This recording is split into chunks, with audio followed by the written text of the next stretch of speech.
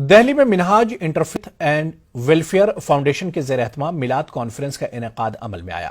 اس conference میں کیرل کے governor Arif Mohammad Khan, B J P leader اور اسکالر سدھیندر کلکرنی، عیسائی پادری سمیت مختلف مذاہب کے دانشوروں نے شرکت کی۔ اس کانفرنس کا مقصد تمام مذاہب کے درمیان ہم آہنگی کو فروغ دینا تھا۔ کانفرنس سے خطاب کرتے ہوئے سدھیندر کلکرنی نے منہاج القرآن انٹرنیشنل کے سرپرست مولانا محمد طاہر القادری کی ستائش کی۔ سدھیندر کلکرنی نے مولانا محمد طاہر قادری کے ذریعے دہشت گردی کے خلاف دیے گئے فتوے کو تاریخی بتایا۔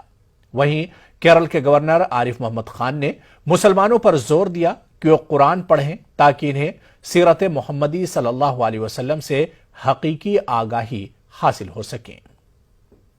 انٹریکشن رہا ہے تو اس کے لیے ان کے بارے میں سب سے پہلے تھوڑا بولنا چاہتا ہوں۔ جب میں نے یہ کتاب پڑھی، فتویٰ آن ٹیررزم اینڈ سوئسائڈ بامبنگز، میں اتنا پربھاوت ہوا۔ یہ کون اسلامک اسکالر ہیں، صوفی اسکالر ہیں who has written a book of such deep knowledge about Islam and condemning terrorism and suicide bombings which were being and to some extent even now conducted in the name of Islam. تو Islamic نظریے سے اس کا ویرودھ کرنا اور سو انایمبیگوسلی، تو میں تو بہت ہی پربھاوت ہوا۔ ان کی دو کتابیں، فتویٰ آن ٹیررزم اینڈ سوئسائڈ بامبنگز، تو ڈاکٹر طاہر القادری صاحب نے مجھے کہا کہ میں چاہتا ہوں کہ یہ ہندوستان میں اس کو پبلش کیا جائے۔ تو میں نے کہا کہ میں اس ذمہ داری لوں گا۔ تو انہوں نے کہا کہ آپ اس کا انٹروڈکشن لکھیے۔ تو میں نے اس کا انٹروڈکشن لکھا، وہ پبلش بھی ہوا۔ اس کے بعد ان کی دوسری کتاب جہاد، دا ٹرو میننگ آف جہاد، واٹ جہاد از اینڈ واٹ جہاد از ناٹ، تو انہوں نے کہا کہ اس کا بھی ہندوستان میں پبلیکیشن کیا جائے۔ So we did it and he asked me to write the introduction to even that book. تو میں نے جب پڑھا جہاد کیا ہے، کیونکہ جہاد is one Islamic term which is most misunderstood and most misrepresented. لیکن اس کے وہ پڑھنے کے بعد میں نے میرے انٹروڈکشن میں لکھا ہے کہ this is true jihad. I have no hesitation in saying that I am a jihadi. Jihad is self-purification, self-cultivation, removal of all the impurities in oneself. That is true jihad. There's a different kind of jihad, but that is a lower jihad, which is to be exercised only in exceptional circumstances. I am honored as a Christian to be invited to speak about the beloved Prophet of Islam on this special celebration of his birth.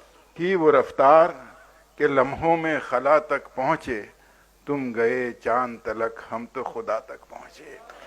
Fatima Zahra کی تعظیم کو اٹھتے تھے رسول، بیٹیاں اس لیے بھی محترم کہلاتی ہیں۔ میں کہوں گا رسول رحمت صلی اللہ علیہ وسلم، پیغمبر اسلام نہیں، پیغمبر انسانیت، اور انسان اسی کو یاد کرتے ہیں جو کسی نہ کسی صورت میں انہیں فائدہ پہنچانے والا ہوتا ہے، اسی کا نام لیتے ہیں۔ اور اس میں جو میں جب رسول رحمت کہتا ہوں تو حدیث موجود ہے۔ کسی نے پوچھا کہ حضور صلی اللہ علیہ وسلم کا اخلاق کیا تھا، طور طریقہ کیا تھا؟ جواب دیا گیا، کیا تم قرآن نہیں پڑھتے ہو؟ حضور کانا خلقہ القرآن، وہ چلتا پھرتا قرآن تھے۔ اس کا مطلب کیا ہوا؟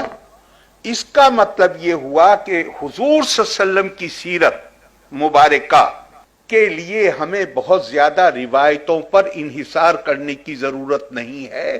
قرآن حکیم خود گواہی دیتا ہے حضور صلی اللہ علیہ وسلم کی سیرت کے بارے میں۔ اور پھر لیکن پرابلم کیا ہوگی کہ جب ہم روایتوں سے حضور صلی اللہ علیہ وسلم کو سمجھتے ہیں تو ہم خود جو کچھ کر رہے ہیں اس سے مطابقت نظر آتی، لیکن جب ہم قرآن کے ذریعے حضور صلی اللہ علیہ وسلم کو سمجھیں گے تو ہم پائیں گے کہ ایک بڑی خلیج ہے اس چیز میں جو قرآن حکیم نے بتائی ہے حضور صلی اللہ علیہ وسلم کے بارے میں، اور جو ہمارے طور طریقے. فتویٰ آن ٹیررزم، سدھیندر کلکرنی جی نے بھی بات کی، آپ نے بھی بات کی، اور لوگوں نے کی. ڈاکٹر طاہر القادری صاحب، یہ وہ مبارکباد کے مستحق ہیں اس کتاب کو لکھنے کے لیے. جتنی ستائش کی جائے کم. انگریز جو عیسائی ہے، جو یہ کہہ رہا ہے مجھے پہلے نمبر پہ حضرت عیسیٰ علیہ السلام کو رکھنا چاہیے تھا، اس نے حضور صلی اللہ علیہ وسلم کو پہلے نمبر پہ رکھا. دنیا ریکوگنائز کر رہی ہے ہماری حرکتوں کی. حضور کی عظمت کو تو سب مانتے ہیں، لیکن ہماری حرکتوں کی وجہ سے دنیا میں اسلامو فوبیا نظر آ رہا ہے. کم سے کم اس کو جو توحید کو ماننے والا ہے اسے ہرگز یہ قبول نہیں کرنا چاہیے کہ اسے خدا کے علاوہ کوئی فائدہ پہنچا سکتا ہے یا خدا کے علاوہ کوئی نقصان پہنچا سکتا ہے.